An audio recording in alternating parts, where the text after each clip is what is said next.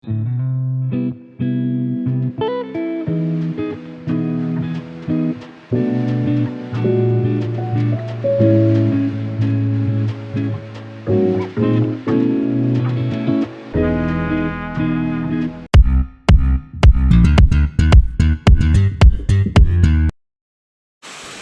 Recipe ಬಂದು simple ಆಗಿರುವ rice kheer ಮಾಡುವ ವಿಧಾನ. 250 ಗ್ರಾಮ್ ಅಷ್ಟು ಮಿಲ್ಕ್ ಮೇಡ್, 150 ಗ್ರಾಮ್ ಅಷ್ಟು khoa, 1 cup sugar, 4 to 5 spoon ghee, ದ್ರಾಕ್ಷಿ, ಗೋಡಂಬಿ, ಚಕ್ಕೆ, ಲವಂಗ, ಏಲಕ್ಕಿ, 4 ಸ್ಪೂನ್ ಆಯಿಲ್, 1/2 ಕಪ್ ಅಷ್ಟು ರೈಸ್.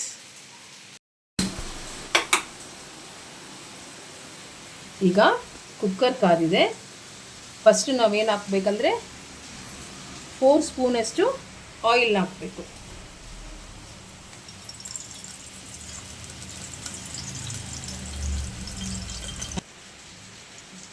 ಫೋರ್ ಸ್ಪೂನಷ್ಟು ಗೀ, 2, 3 ಮತ್ತು 4 ಸ್ಪೂನಷ್ಟು ಗೀ. ಎಣ್ಣೆ ಕಾದ ನಂತರ 2 ಏಲಕ್ಕಿ, 2 ಪೀಸ್ ಚಕ್ಕೆ ಮತ್ತು 2 ಪೀಸಷ್ಟು ಲವಂಗ ಹಾಕ್ಕೊಂಡು ಫ್ರೈ ಮಾಡಬೇಕು. ಇವಾಗ ಫ್ರೈ ಆಗಿದೆ, ಸ್ವಲ್ಪ ಬ್ರೌನ್ ಕಲರ್ ಆಗಿ ಬಂದಿದೆ. ಅದ ನಂತರ ನಾವು ಒಂದು 20 ನಂಬರಷ್ಟು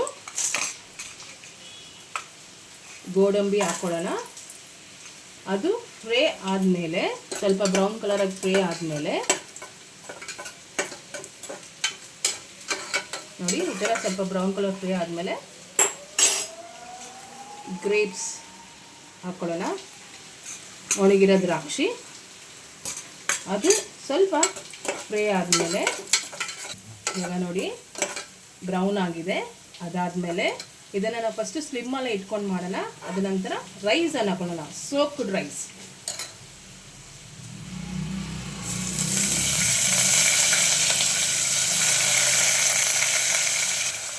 ಇವಾಗ ನೋಡಿ ರೈಸ್ ಹಾಕಿದ್ದೀನಿ. ಅದು ಹಾಕಿದ ನಂತರ ನಾವು ಸ್ವಲ್ಪ ಫ್ರೈ ಮಾಡ್ಕೊಳ್ಳೋಣ, ಸ್ಲಿಮ್ಮಲ್ಲಿಟ್ಟು ಫ್ರೈ ಮಾಡೋಣ ಫ್ರೆಂಡ್ಸ್.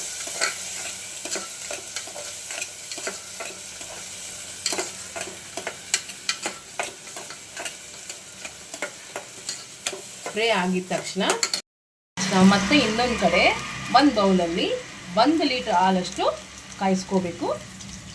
ಯಾಕಂದರೆ ಇದು ಪಾಯಸಕ್ಕೆ ಬೇಕದು.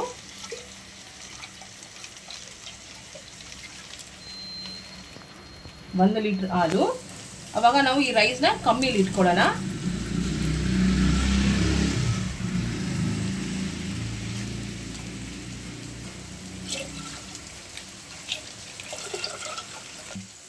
ಫ್ರೆಂಡ್ಸ್, ಇದರಲ್ಲಿ 1 ಲೀಟ್ರು ಹಾಲಷ್ಟು ಹಾಕಿದ್ದೀನಿ. ಅದೊಂದು ಸ್ವಲ್ಪ ಬಾಯ್ಲ್ ಆಗಲಿ. ಬಾಯ್ಲ್ ಆದ ನಂತರ ನಾವು ಇದಕ್ಕೆ ಆ್ಯಡ್ ಮಾಡೋಣ. ನೋಡಿ ಫ್ರೆಂಡ್ಸ್, ಹಾಲು ಉಗ್ತಾ ಇದೆ, ನಾವು ಆಫ್ ಮಾಡಿಬಿಡೋಣ. ನೋಡಿ ಫ್ರೆಂಡ್ಸ್, ರೈಸು ಅಷ್ಟೇ ಕಲರ್ ಬಂದಿದೆ ಒಂದು ಸ್ವಲ್ಪ. ಇವಾಗ ಏನು ಮಾಡೋಣ ಅಂದರೆ, ಹಾಲು ಫುಲ್ 1 ಲೀಟ್ರ್ ಹಾಲು ತೆಗೆದು ನಾವು ಕುಕ್ಕರಲ್ಲಿ ಹಾಕ್ಕೊಳ್ಳೋಣ. ಇದು ಬಿಸಿ ಇದೆ ಅಲ್ವಾ, ಅದಕ್ಕೆ ಅಷ್ಟೊಂದು ಉಗ್ತಾ ಇದೆ.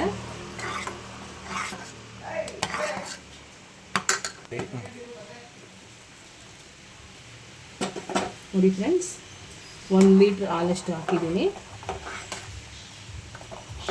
ಅದ ನಂತರ ನಾವು ಟೇಸ್ಟಿಗೆ ತಕ್ಕಷ್ಟು ಶುಗರ್ ಹಾಕೊಳ್ಳೋಣ ಫ್ರೆಂಡ್ಸ್.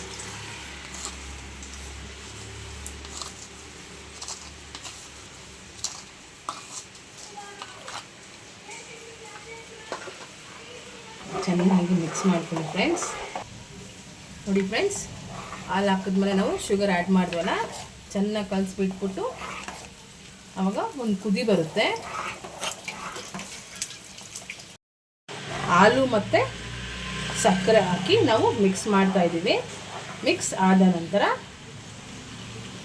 ನಾವು ಕುಕ್ಕರ್ ಲಿಡ್ಡನ್ನು ಮುಚ್ಚೋಣ.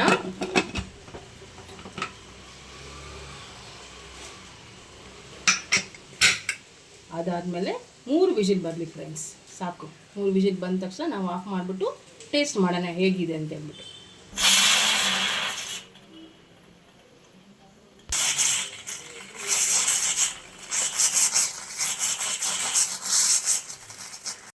ತ್ರೀ ವಿಷಿಲ್ ಕಂಪ್ಲೀಟ್ ಆಗಿದೆ. ಇವಾಗ ನಾವು ಸ್ಟವ್ ಆಫ್ ಮಾಡೋಣ ಫ್ರೆಂಡ್ಸ್. 5 ನಿಮಿಷ ಆಗಿದೆ. ಇವಾಗ ನಾವು ಕುಕ್ಕರನ್ನು ಓಪನ್ ಮಾಡೋಣ. ಟೈಮಲ್ಲಿ ಸ್ಟವ್ ಆನ್ ಮಾಡಿದ್ದೀನಿ ಫ್ರೆಂಡ್ಸ್. ಇವಾಗ ನಾವು 250 ಗ್ರಾಮ್ ಅಷ್ಟು ಮಿಲ್ಕ್ ಮೇಡ್ನ ಆ್ಯಡ್ ಮಾಡ್ಕೊಳ್ಳೋಣ.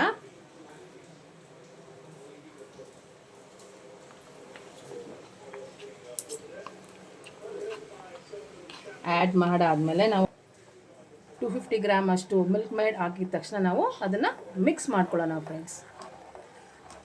ಈ ಥರ 150 ಗ್ರಾಮ್ ಅಷ್ಟು ಕೋವಾನ ಹಾಕ್ತಾಯಿದ್ದೀನಿ ಫ್ರೆಂಡ್ಸ್, ಏಕೆಂದರೆ ಇದು ತುಂಬ ಟೇಸ್ಟ್ ಕೊಡುತ್ತೆ. ಅದು ಹಾಕಿದ ತಕ್ಷಣ ನಾವು ಮಿಕ್ಸ್ ಮಾಡೋಣ ಫ್ರೆಂಡ್ಸ್ ಚೆನ್ನಾಗಿ.